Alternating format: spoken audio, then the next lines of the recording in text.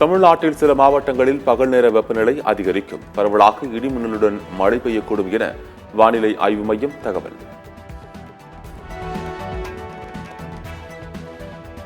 விக்கிரவாண்டி தொகுதி இடைத்தேர்தலில் போட்டியிடுவது குறித்து கூட்டணி கட்சி தலைவர்களுடன் பேசி முடிவு எடுக்கப்படும். பாமக நிர்வாகிகள் கூட்டத்திற்கு பின்னர் அன்புமணி ராமதாஸ் பேட்டி.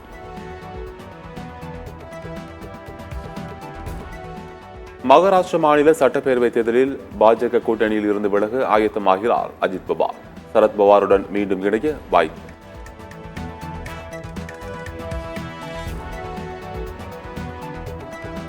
குவைத்தில் இந்திய தூதரக அதிகாரிகளுடன் மத்திய அமைச்சர் கீத் வாசன் சிங் ஆலோசனை.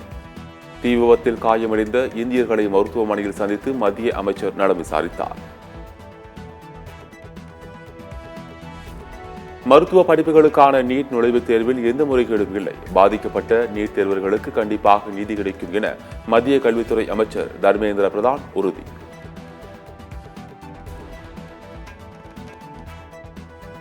நடப்பாண்டு நடைபெற்ற நீட் தேர்வில் மோசடி 67 பேர் முழு மதிப்பெண் பெறுவது சாத்தியமில்லை. நீட் தேர்வில் கருணை மதிப்பெண் என்பது பித்தலாட்டம் எனவும் அமைச்சர் மா சுப்பிரமணியன் ஆதாரத்துடன் விளக்கம். காலதாமதத்திற்கு கருணை மதிப்பெண் என்பது எந்த விதிமுறைகளும் இல்லை. தவறு செய்தது தேசிய தேர்வு முகமை என்கின்ற போது எப்படி நீதி கிடைக்கும் என அமைச்சர் மா சுப்பிரமணியன் கேள்வி.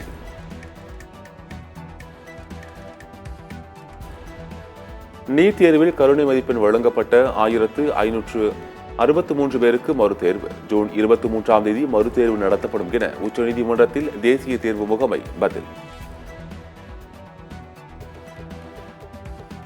நீட் மறுதேர்வு காரணமாக ஜூலை 6ஆம் தேதி மருத்துவ படிப்புக்கான கலந்தாய்வு. உச்சநீதிமன்றத்தில் மத்திய அரசு தகவல்.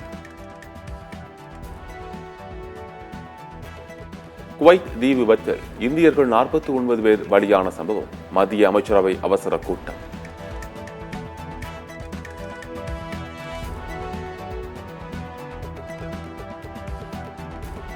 குவைத் தீ விபத்தில் தமிழ்நாட்டைச் சேர்ந்த 5 பேர் உயிரிழந்திருக்கக்கூடும் என அச்சம். முதலமைச்சர் மு க ஸ்டாலின் அவசர ஆலோசனை.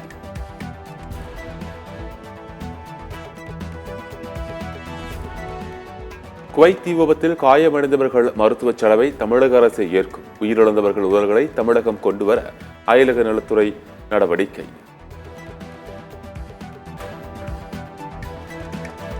தீ விபத்தில் இறந்த இந்தியர்கள் 49 பேரில் 24 பேர் கேரள மாநிலத்தைச் சேர்ந்தவர்கள் என்பது உறுதியானது. 16 பேரின் உடல்கள் அடையாளம் காணப்பட்டுள்ளதாக அமைச்சர் தகவல்.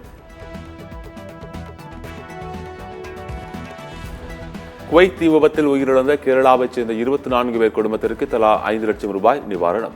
கேரள சுகாதாரத்துறை அமைச்சர் தகவல். தமிழ்நாட்டில் நாளை முதல் வெளிமாநில பதிவெண் கொண்ட பேருந்துகளை இயக்க தடை. போக்குவரத்து துறை அமைச்சர் சிவசங்கர் திட்டவட்டம்.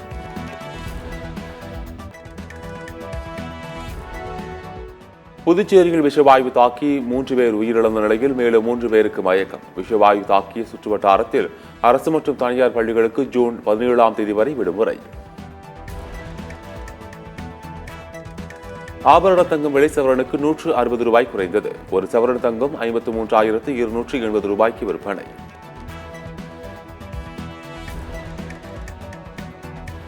அருணாச்சல பிரதேச முதலமைச்சராக பதவியேற்றார் பீமா காண்டு. 3வது முறை முதலமைச்சரான Bima காண்டுவுடன் அமைச்சரவையும் பதவியேற்றது. Integrity of India that I will faithfully and conscientiously discharge my duties as the Chief Minister for the state of Arunachal Pradesh.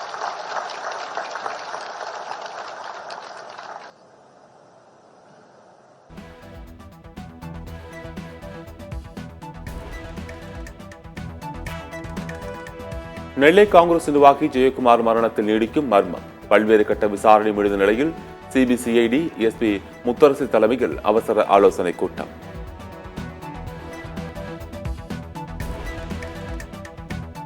Mumbai ஐஸ்கிரீமில் மனித விரல் இருந்ததால் வாடிக்கையாளர் அதிர்ச்சி. மனித விரலை தடவியல் ஆய்வுக்கு அனுப்பியது மும்பை போலீஸ். நிலச்சரிவினால் பாதிக்கப்பட்ட பப்புவா நியூகினியா நாட்டிற்கு 13 டன் நிவாரணப் பொருட்களை அனுப்பியது இந்தியா. 6 டன் மருத்துவ பொருட்கள் உள்ளிட்ட $1 மில்லியன் மதிப்புள்ள பொருட்கள் மனிதாபிமான உதவி.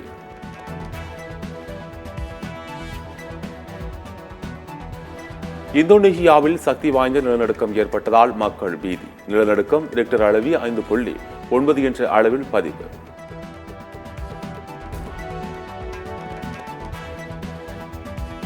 T20 உலகக்கோப்பை கிரிக்கெட் போட்டிகள் வெஸ்ட் இண்டீஸ் அணி வென்றது. நியூசிலாந்தை 13 ரன்கள் வித்தியாசத்தில் தோற்கடித்தது.